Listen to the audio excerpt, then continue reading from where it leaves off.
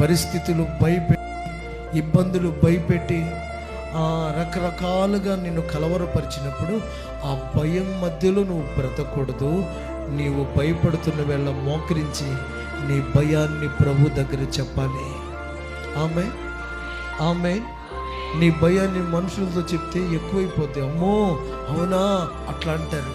కానీ నీ భయాన్ని ప్రభు దగ్గర చెప్పావనుకో, ఆ భయమిచ్చు ఒక వాక్కు నీ చెవునికి చేరుతుంది.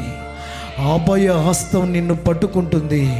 ధైర్యపరచగలిగిన నీకు తెలియని భయం, పిరికితనం గుండెల్లో నుండే వస్తుందా?